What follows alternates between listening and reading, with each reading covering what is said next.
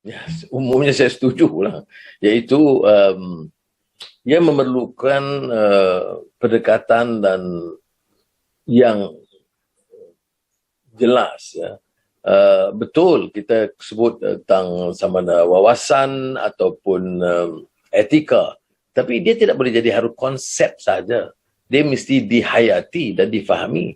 Kalau kita katakan umpamanya mengharapkan umpamanya suatu sistem penguasa yang tidak langsung prihatin tentang soal derita rakyat, soal keadilan, dan mengharapkan dia bawa perubahan, dia akan bawa beberapa kenyataan dan perubahan, picisan yang kecil-kecilan untuk menarik, tetapi tidak mungkin berubah. Semasa saya di penjara, di Sungai Buloh, saya pernah menemui seorang anak muda dalam perjalanan saya ke luar, ke mahkamah, nak keluar tu, ya. Dan saya tengok muda, jerobek dan matanya lebam. Tentu saya lebih sensitif kerana mata saya pernah lebam. Saya tanya pengawal, sebab apa? Kerana dia curi jeans. Ya. Dan oleh kerana tidak ada peguam dan mahkamah terpaksa menunggu giliran ke mahkamah, 6 bulan masih reman menunggu giliran ke mahkamah.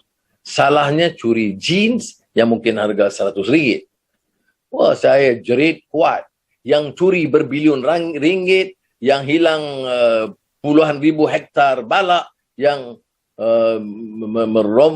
merobekkan pasaran saham, itu semua mendapat gelaran naik pangkat jadi Tan Sri dan Tun. Ya.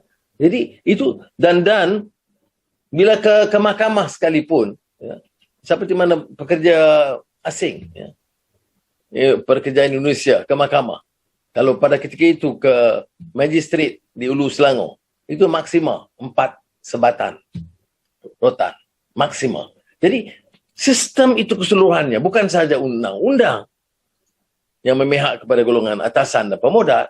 Hakim tu kadang-kadang tidak ada langsung faham kemanusiaan ini, humane dan justice, tidak ada.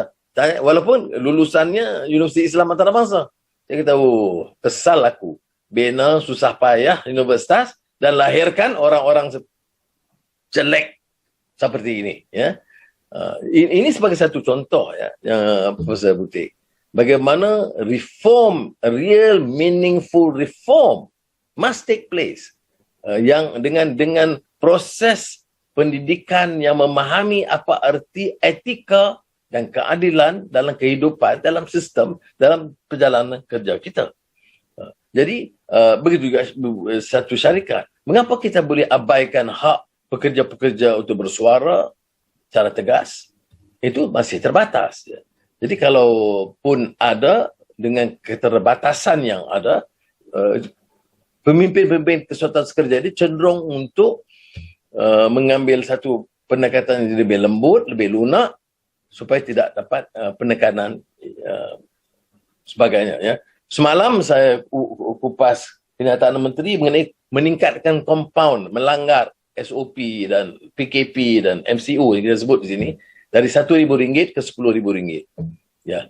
Itu di end result, akhirnya itu ialah mendera rakyat kerana VVIP dan pembesar-pembesar yang melanggar itu belum kita dengar dihukum. Paling tidak runding-runding bayar sedikit. Tapi saya dengar ada nelayan yang dipenjara, dihukum maksimal. Ada orang petani di Sabah yang naik bas, didenda RM1,000. RM1,000 itu sebulan gaji. Ini sebab itu saya setuju dengan Butik, yang mananya ia memerlukan suatu reform yang menyeluruh. Mungkin orang bicara idealistik, tetapi kalau lihat bukan aneh.